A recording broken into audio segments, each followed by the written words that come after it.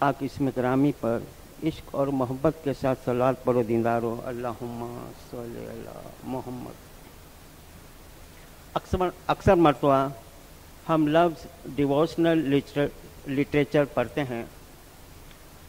हमारी पूरी दुनिया के अंदर तकरीबन 4 ट्रेडिशन है, ख़ास करके सीरिया वाले अलमौत की ट्रेडिशन पर चलते हैं।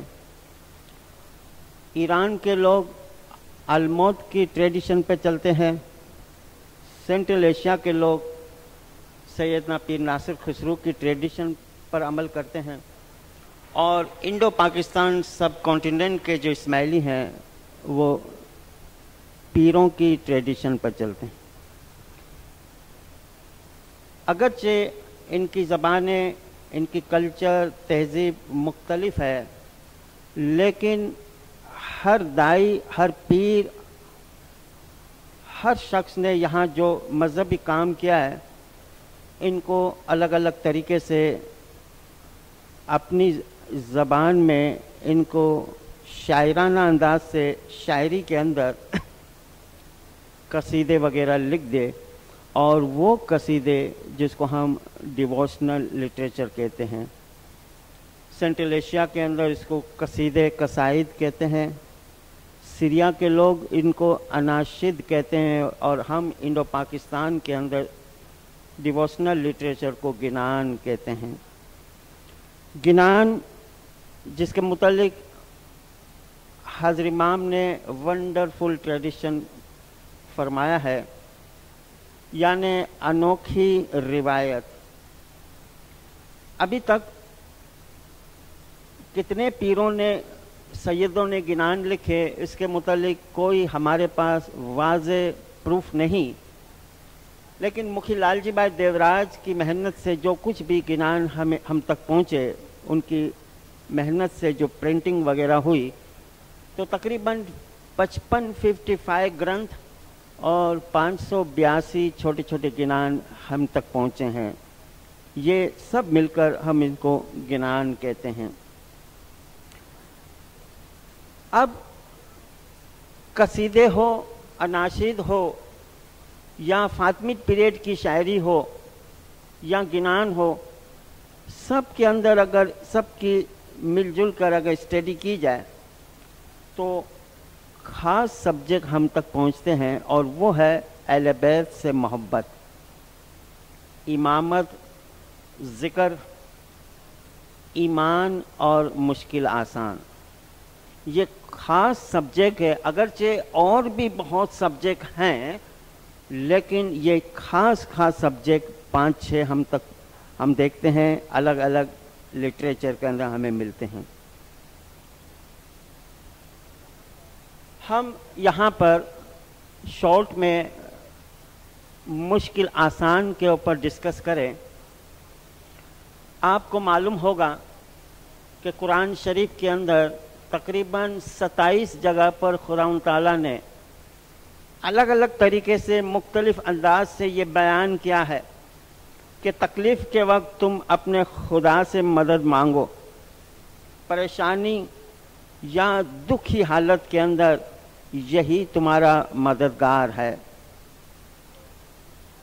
ये हर नबियों के ऊपर ये वही के ज़रिए या मुख्तलिफ तरीके से खुदावंद ताला का पैगाम पहुँचता रहा कि बंदे किसी माबूद से मदद ना मांगे तो सिर्फ अल्लाह से मांगे। हर नबी का, जितने भी नबी आए, उनके पैगाम में से ये ख़ास पैगाम था। हमारे पास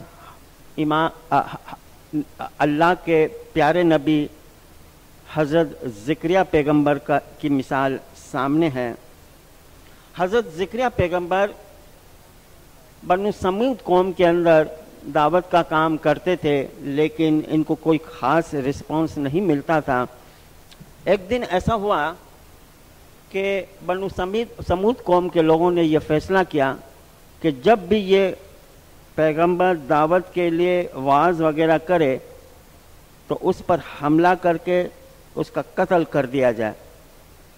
और ऐसा ही हुआ कि एक दिन جب یہ واز وغیرہ کرتے تھے تو لوگوں کا ایک بہت بڑا جنگٹا ان کے اوپر ٹوٹ پڑا. جب پیغمبر نے دیکھا کہ کوئی اس کی مدد کے لیے یہاں کوئی نہیں پہنچے تو پیغمبر آگے بڑھے اور بھاگتے گئے، بھاگتے بھاگتے تو اس کے پیچھے اس کے دشمن بھی اس کا پیچھا کیا. آگے جاتے ہیں، ایک چھوٹی سی پہاڑی آتی ہے، پیغمبر اس پہاڑی کے اوپر چڑھ جاتے ہیں تو پیچھے اس کے دشمن بھی اس پہاڑی کے اوپر چڑھنا شروع کیا. پہاڑی پر اوپر پہنچنے کے بعد دوسری طرف دیکھتے ہیں تو گہری کھائی ہے، اب آگے جانے کا کوئی راستہ نہیں. اب کیا کرے؟ دشمن قریب آ رہے ہیں، کھلی تلوار ہے ان کے پاس. تو پیچھے کھڑے تھے تو ایک بہت بڑا درخت اس کو نظر آیا تو اس نے درخت سے پناہ مانگی. جیسے ہی درخت سے پناہ مانگی کہ تو میری مدد کر، تو درخت اس طرح دو حصوں میں کھل گیا اور بانس کی لکڑی جس طرح ہوتی ہے اس طرح یہ درخت تھا. پیغمبر اس درخت کے اندر سما گئے اور درخت واپس جوائنٹ ہو گیا اور اتنے میں دشمن یہاں پر پہنچ گئے. آس پاس دیکھا کہ کہاں گیا پیغمبر، کس طرف چلا گیا، غائب ہو گیا. لیکن جب درخت جوائنٹ ہو رہا تھا دو حصوں میں تو ان کی نیلے رنگ کی جو قمیض تھی وہ درخت سے باہر رہ گئی اور دشمنوں نے واچ کیا اور دیکھا کہ یہ اس درخت کے اندر موجود ہے اور اس کی قمیض باہر نظر آتی ہے. لہذا ایک کروٹ منگائی جس کو ہم آرا کہتے ہیں 100، اور یہ فیصلہ کیا کہ اس درخت کو کاٹا جائے اور اس طرح اس کا قتل کیا جائے. اس طرح درخت کو کاٹا گیا. جب ہمارے ڈیووشنل لٹریچر گنان کے اندر بھی اور پھر پندیات جوامردی کے اندر بھی اس کا ذکر ہے کہ جب ذکریہ پیغمبر کے گردن تک اندر وہ کروٹ پہنچی تو اوپر کی طرف دیکھ کر اس نے خدا سے مدد مانگی کہ یا اللہ تو میری مدد کر. تو وہی کے ذریعے خدا نے پیغمبر کو یہ پیغام پہنچایا کہ اے نبی، تو نے درخت سے پناہ مانگی ہے، اس سے مدد مانگی ہے، خدا سے تو نے مدد نہیں مانگی. لہذا یہ اگزامپل قائم کرنے کے خاطر اگر تو چاہتا ہے کہ صبوری کرنے والے صابر پیغمبروں میں تیرا شمار ہو تو اس طرح کٹ کر شہید ہو جا. یہ ایک اگزامپل بٹھائی اور اس طرح حضرت زکریا علیہ السلام کی شہادت ہو گئی. اور اس واقعے سے مومن جو تھے وہ سمجھ گئے کہ یہ ایک مثال قائم کی گئی تاکہ لوگوں کے ذہن میں یہ چیز بیٹھے کہ اللہ کے سوائے کوئی مددگار نہیں، کسی سے ہم مدد نہیں مانگتے. اس واقعے کو اگر ہم جنگ خیبر سے اگر کمپیئر کرے، مقابلہ کرے کہ 39 دن گزر گئے، مرحب اور یہودی قلعے کے سردار رسول کی مذاقیں اڑا رہے تھے اور رسول کا یہ چیلنج تھا کہ اس قلعے کے خاص جو دروازہ ہے کموس کا، جو اوپر جو کموس کا قلعہ ہے، اس کو میں 40 دن کے اندر فتح کروں گا. 39 دن گزر گئے، کوئی آثار نظر نہیں آئے اور 40ویں دن رسول اللہ نے یہ فرمایا یا علی ادرکنی یا علی اگیسنی، اے علی میری مدد کے لیے آ. یہ تسبیح ہم لیلۃ القدر کے وقت میں بھی پڑھتے ہیں. اب حضرت زکریا پیغمبر کے واقعے کو خم غدیر کے خیبر کے واقعے سے مقابلہ کرو کہ یہاں رسول نے علی کی مدد مانگی تو لبیک یا رسول اللہ کہہ کے حضرت علی آ گئے. تو کیا حضرت زکریا پیغمبر کے ساتھ جو کچھ ہوا رسول خدا کے ساتھ بھی ایسا ہونا چاہیے کہ ہر نبی کے ساتھ ایک رول چلتا آ رہا ہے کہ رسول نے تو اللہ کی مدد نہیں مانگی، علی کی، لیکن رسول کے ساتھ کچھ نہیں ہوا. اس کا مطلب کیا ہوا کہ رسول نے صحیح جگہ پر دروازہ نوک کیا، صحیح جگہ پر دروازہ کھٹکھٹایا تھا، اور یہ مولا مرتضیٰ علی مشکل کشا، اور یہ مشکل کشائی اس کا ذکر ہمارے ہر ڈیووشنل لٹریچر کے اندر ہے کہ مشکل کے وقت علی کو پکارو، اس کو یاد کرو۔ ہمارے گنان کے اندر فار ایگزامپل مثال ہے، جیسے پیروں نے فرمایا، تجھ پاسے چھے علی جی آپنو، تمہیں دور مت دیکھو کوئی، جیم علی سو چھانو نہ لاویے، تیم تیم علی دیاونت ہوئے رے۔ اور فرماتے ہیں ہردے یعنی دل میں علی کو نام لکھ، اپنے دل میں علی کا نام لکھو، اور اکثر سب دوئے رے، باقی تمام الفاظ کو دو لو۔ احمد علی علی بولنتا، پیچھے ہونی ہوئے سو ہوئے۔ سید احمد کہتا ہے کہ اے احمد علی علی کہتے جاؤ، پیچھے جو ہونے والا ہو ہونے دو۔ دیندارو، جب مولانا امام سلطان شاہ صلوات علیہ کی وفات ہوئی اور حاضر امام کی تخت نشینی ہوئی جنیوا کے اندر، اور جب 13 تاریخ کو ویل پڑی گئی، ایک روم کے اندر سب دنیا بھر کے جو لیڈرز بیٹھے ہوئے تھے زمین پر اور انتظار کرتے تھے،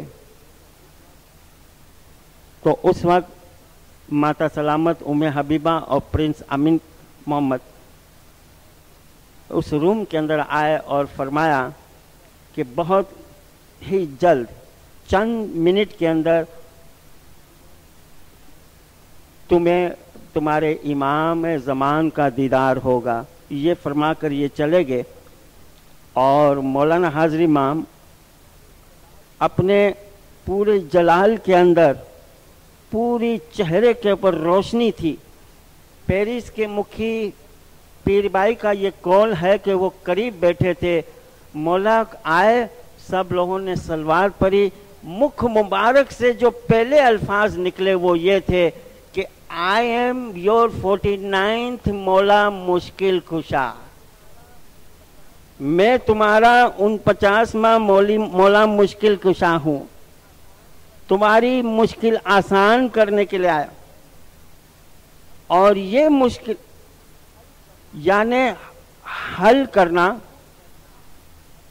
دور کرنا، آسان کرنا، اس سینس میں ہے، چاہے دنیاوی مشکلات ہو یا دینی ہو، جسمانی ہو یا روحانی ہو، ہر مشکل آسان کرنے والا زمانے کے امام مولا کی ذات ہے،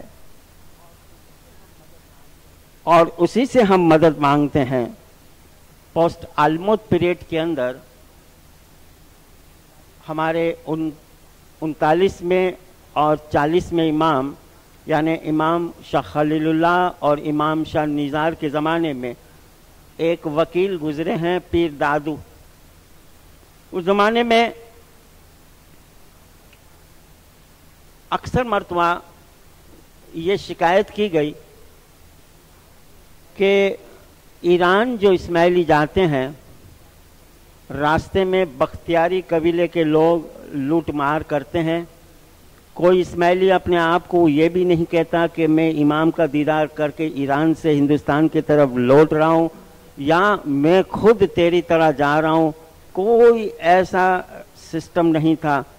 اکیلے جاتے قافلے میں اور واپس آتے راستے میں لٹ جاتے، کبھی کوئی اکیلا جاتا، کبھی 4 آدمی جاتے۔ ایسی صورت میں ہندوستان کے لوگوں کو سیدنا پیر دادو نے ان کو ایک کوڈ ورڈ سکھایا، اور وہ ہے زندہ اور قائم پایا۔ یہ الفاظ آلریڈی ہمارے گران میں ہیں، لیکن یہ ٹریول کوڈ تھا۔ اب کوئی بھی یہاں سندھ سے نکل کے ایران جاتا اور راستے میں اکیلا پڑ جاتا، اور کوئی مسافر اس کو نظر آ جاتا اور اس کو لگتا کہ یہ اسماعیلی ہے، تو اس کے قریب جا کر یہ کہتا تھا ہے زندہ. اب اس کے پاس سامنے والے کے پاس دو چوائس تھے, یا وہ ہے زندہ کا جواب ہے زندہ دیوے یا ہے زندہ کا جواب قائم پایا دیوے. اگر وہ ہے زندہ کا جواب ہے زندہ دیتا تو اس کا مطلب یہ لیا جاتا کہ میں بھی تمہاری طرح ہوں اور تمہاری طرح ہندوستان سے ایران مولا کے پاس دیدار کے لیے جا رہا ہوں. اس طرح دونوں مل کر آگے بڑھتے. اور اگر جواب ملتا قائم پایا تو اس کا مطلب یہ لیا جاتا کہ میں بھی تمہاری طرح مسافر ہوں, لیکن مولا کا دیدار مجھے نصیب ہو چکا ہے اور میں اپنے وطن واپس لوٹ رہا ہوں. ہے زندہ کا جواب اگر ہے زندہ ہے تو تمہاری طرح میں مسافر ہوں, اگر قائم پایا ہے تو میں مسافر ہوں لیکن دیدار ہو چکا ہے اور واپس لوٹ رہا ہوں. تو اس طریقے سے یہ کوڈ ورڈ کافی کام آئے اور اس سے چھوٹا قافلہ بن جاتا اور اس طرح یہ لوگ اپنی منزل طے کرتے تھے. اب ایسے جنکشن آتے تھے جہاں پر صرف ہندوستان کے نہیں مگر ایران, سینٹرل ایشیا اور سیریا, شام کے اسماعیلی بھی وہاں پہنچتے تھے اور ان کو بھی یہ کوڈ بہت پسند آیا, ہے زندہ قائم پایا. اس کی جگہ پر ان لوگوں نے دوسرا ورڈ یوز کیا اور وہ ہے یا علی مدد اور مولا علی مدد. مسافر کہتا یا علی مدد اور سامنے والا جواب دیتا یا علی مدد کا جواب یا علی مدد اگر دیتا اس کا مطلب میں بھی تمہاری طرح مولا کے پاس جا رہا ہوں. اور اگر وہ کہتا کہ مولا علی مدد تو اس کا مطلب میں مولا کا دیدار کر کے اپنے وطن کی طرف جا رہا ہوں.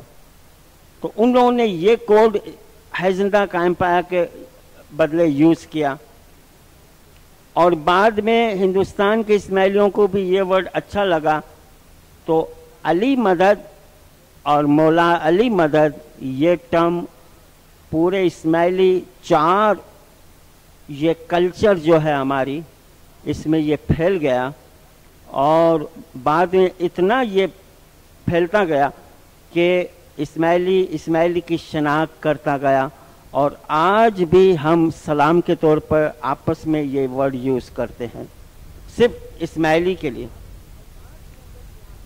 اب اس الفاظ کے اندر بھی آپ دیکھیے کہ علی کی مدد مانگتے ہیں, مولا مشکل کشا کی مدد مانگتے ہیں اور مولا علی مدد کا مطلب کہ ہمیں خم غدیر کے میدان کی طرح مولا مشکل کشا کی شناخت نصیب ہوئی.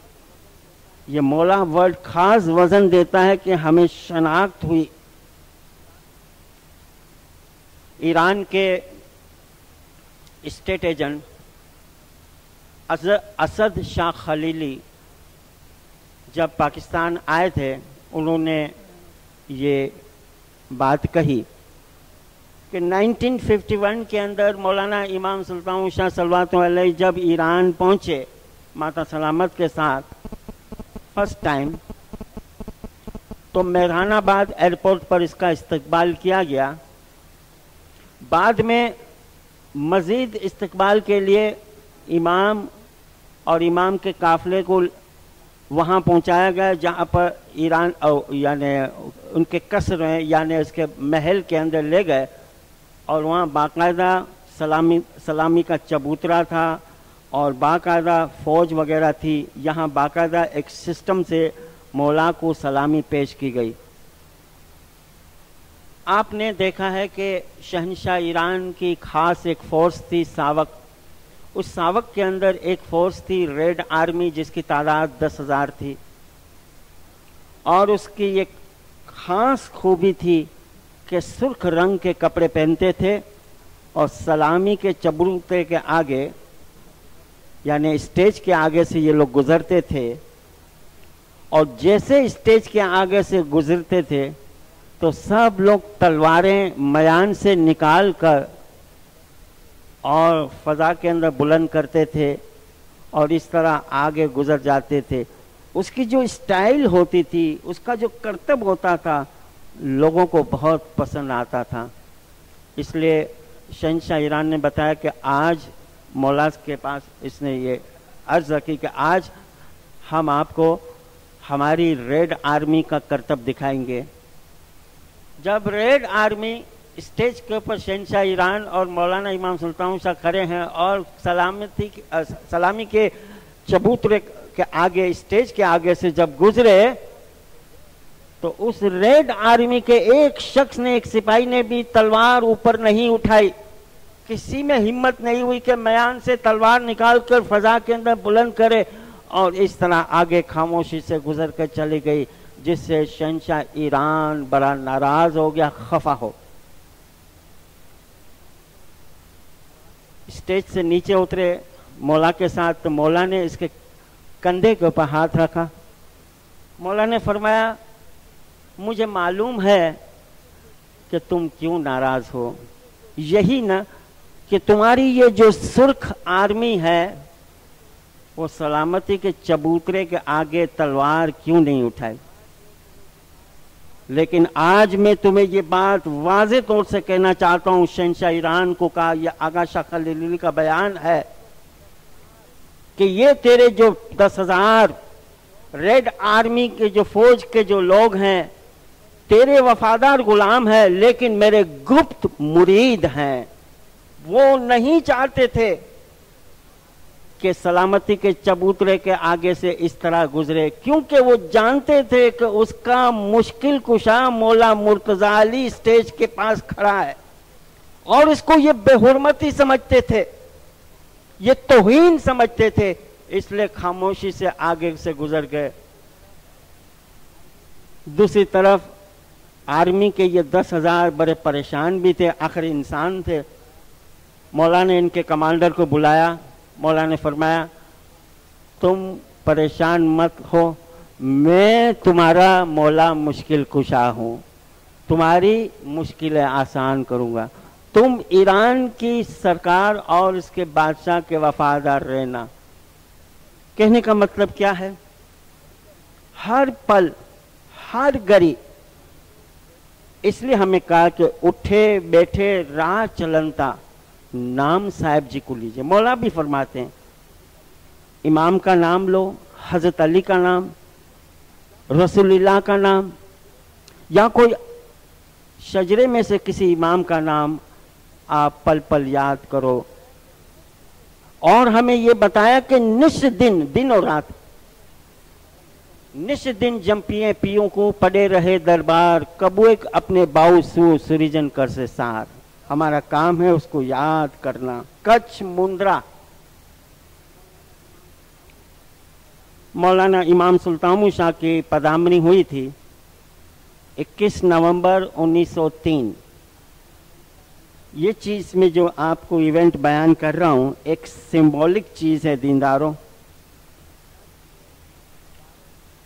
कच्छ के वारस, यहाँ कच्छ के लोग होंगे, उनको पता है वारस मौलदीना मेघ जी, उसने अपनी डायरी के अंदर लिखा हुआ ये वाकया कि मुंद्रा के अंदर दीदार का प्रोग्राम था। कच्छ, काठियावाड़, गुजरात, सिंध, चारों तरफ से इस्माइली आए थे। तकरीबन 1 लाख के करीब लोग जमा हुए दीदार के लिए 21 नवंबर 1903। मौलाना जब स्टेज के ऊपर चढ़े, वारिस मौलदीना मेघ जी कहते हैं अपनी किताब में, अपनी डायरी में, कि स्टेज के ऊपर चढ़ने के लिए जो सीढ़ी, छोटी सीढ़ी होती है, 4-5 स्टेप या पगथिये होते हैं, अभी पहला और दूसरा स्टेज पर मौला अभी पाँव न रखा कि इतने में मौला सीढ़ी पर नीचे बैठ गए। थोड़ी देर के लिए झुक गए। जमात दूर से देख रही है। ये वो जमाना है कि माइक्रोफोन नहीं था। जमात परेशान कि मौला स्टेज पर झुक गए हैं, बैठ गए हैं, क्या हो रहा है। और चंद लम्हे के बाद मौला उठे और ऐसा उठे जैसे इनके कंधे या सर के ऊपर कोई वजन हो,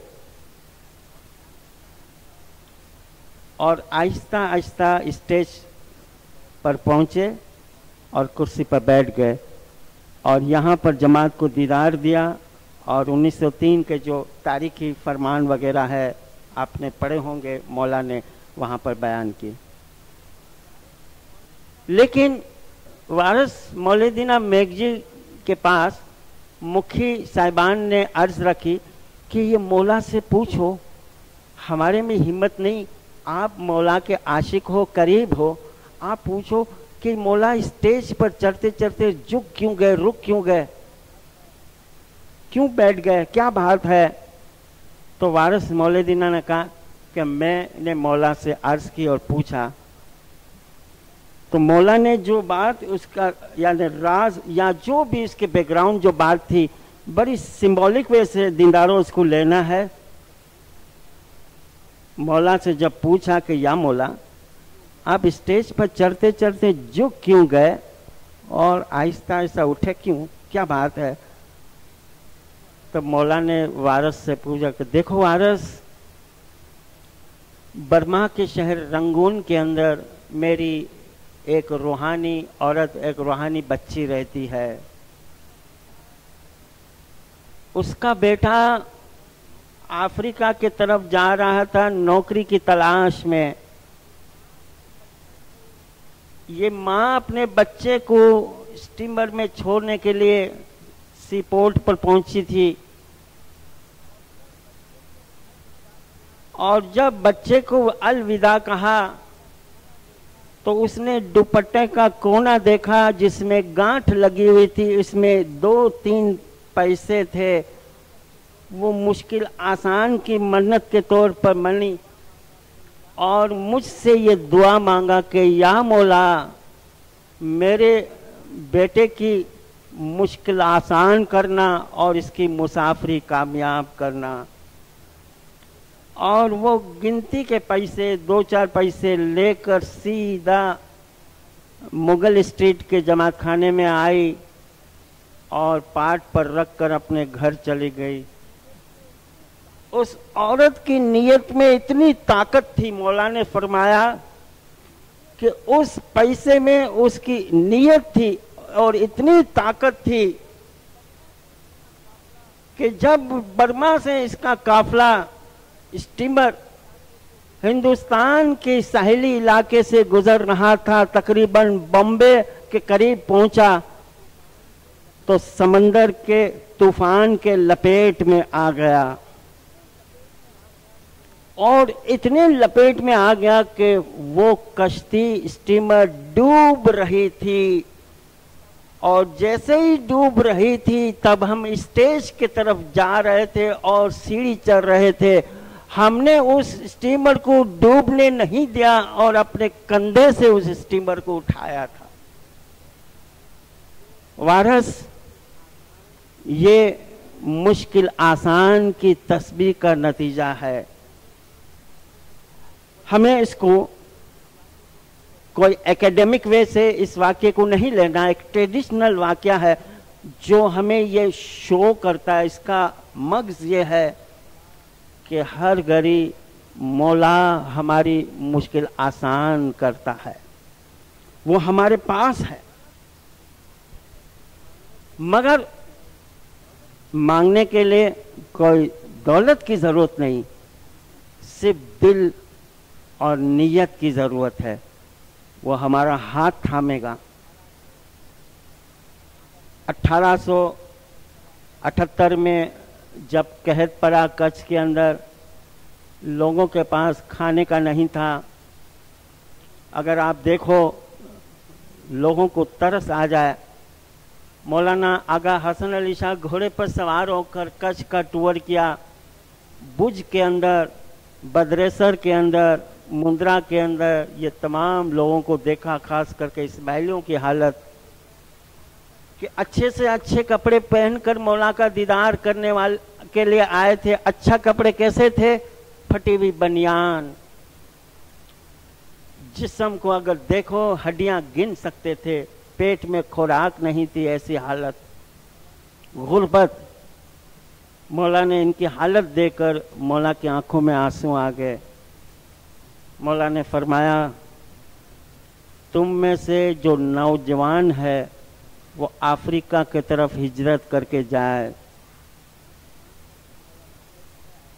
یہ فرمان کر کے مولا بمبے چلے آئے اور بمبے سے اناج وغیرہ کپڑے وغیرہ کی بڑی کھیپ بھیجی تھی کچھ کے اسماعیلیوں کے لیے.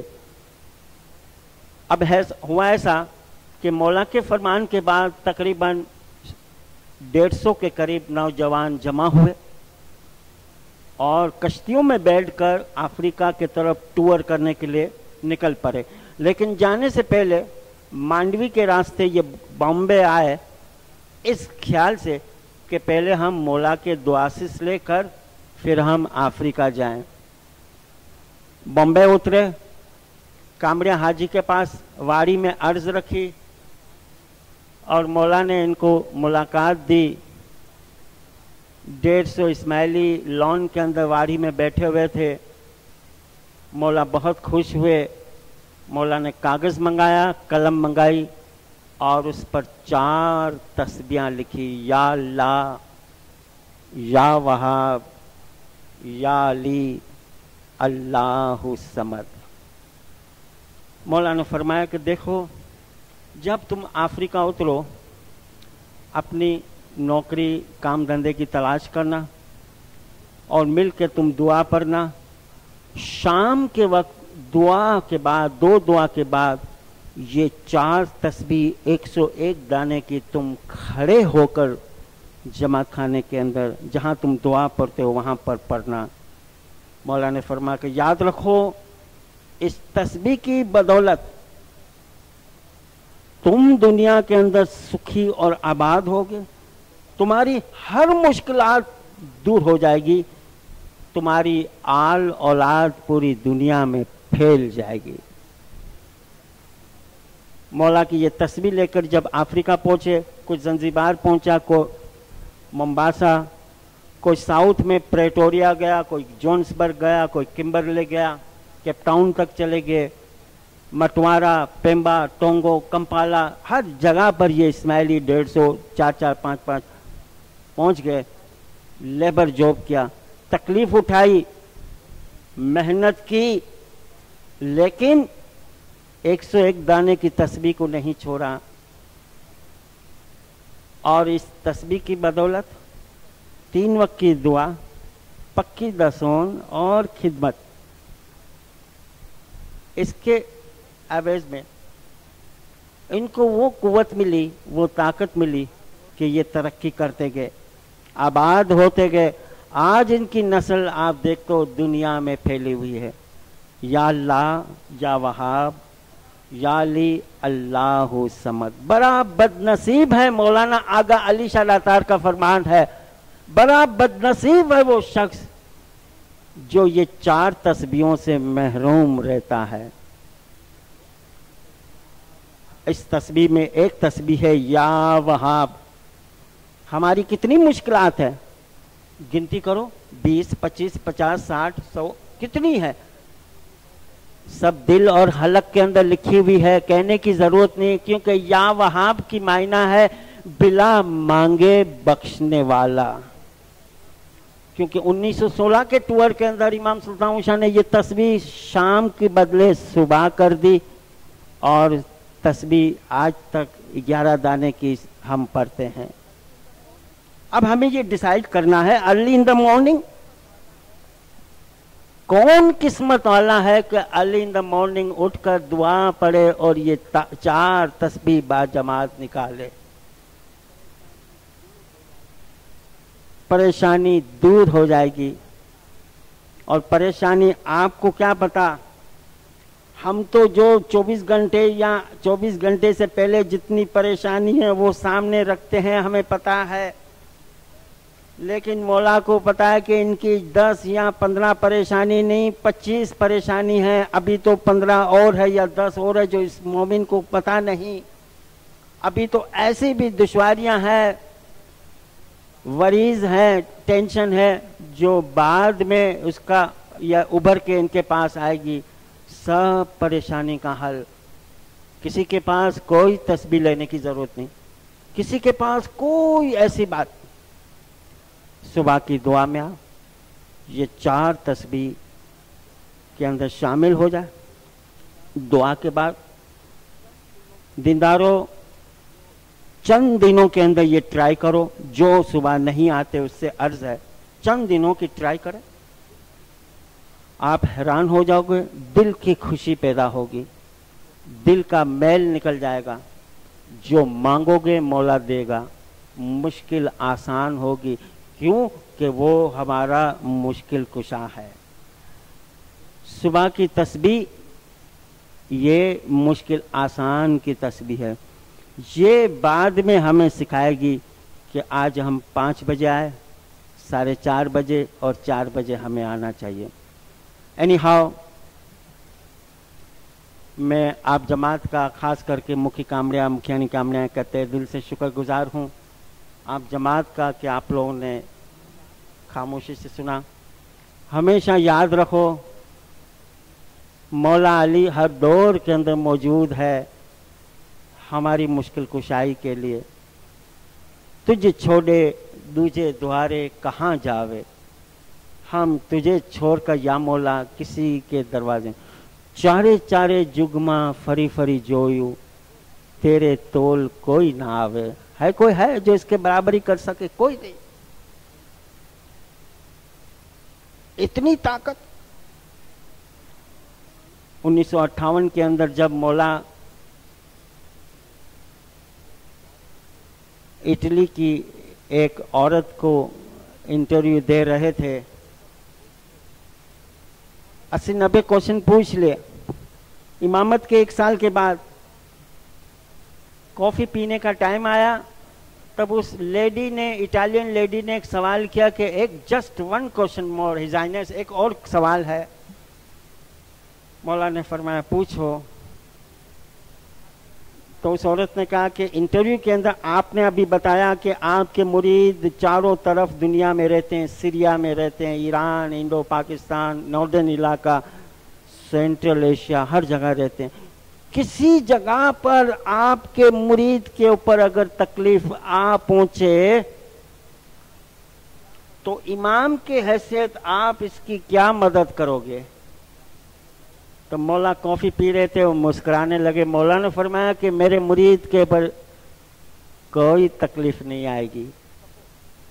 تو اس نے کہا ٹھیک ہے، سپوز تکلیف آ جائے تو آپ کیا کر سکتے ہو؟ تو اس نے کہا دیکھو یہ ایسی بات ہے، اس کے اندر سپوز بھی نہیں کیا جا سکتا۔ تب اس عورت نے تیسری مرتبہ آخری مرتبہ کہا کہ یس ہز ہائنس آئی ایگری، کہ یہ سپوز کرنے جیسی بات نہیں ہے، لیکن آپ ایک روحانی اسپریچل فادر ہو، دنیا کے کسی خطے میں آپ کے روحانی بچوں کے اوپر اگر تکلیف آ پڑے تو امام کی حیثیت آپ اس کی کیا مدد کر سکتے ہو؟ کافی کا کپ مولا نے ٹیبل پر رکھ دیا اور مولا مرتضی علی کی اس طرح ہاتھ اٹھا کے ان کو بتایا کہ اگر ایسی گھڑی آ پہنچی تو دنیا کے اندر میں اپنی روحانی طاقت استعمال کروں گا، لیکن میرے روحانی بچوں کو تکلیف میں نہیں آنے دوں گا۔ کون کہہ سکتا ہے ایسا؟ کسی کے پاس ہے طاقت؟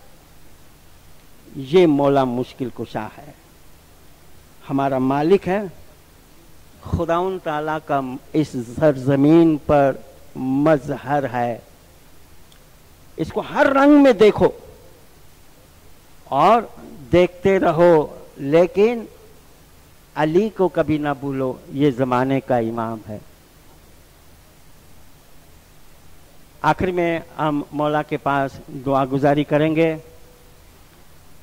مولا آپ سب کو سکھی سلامت آباد رکھے، مولا آپ کی تمام مشکلات دور کرے، ایمان کی سلامتی در، ہر قسم کے وسوسوں سے بچائے، مولا ہر بری نظروں سے بچائے، مولا خدمت کا شوق پیدا کرے، مولا دلوں کو روشن کرے، مولا اپنی حقیقی معرفت عطا کرے، حقیقی رحمت سے مالا مال کرے، مولا ابدی سکون دے، مولا بدیوں سے بچائے، جان مال اولاد میں برکتیں دے، اپنی روحانی گود میں جگہ دے، اپنی محبت میں رکھے، اپنی یاد میں رکھے، اپنی میٹھی نظروں میں رکھے، اپنی پناہ میں رکھے، اپنے قبضے میں رکھے، اپنی رحمت میں رکھے، ہماری آرزو و امنگیں پوری کرے۔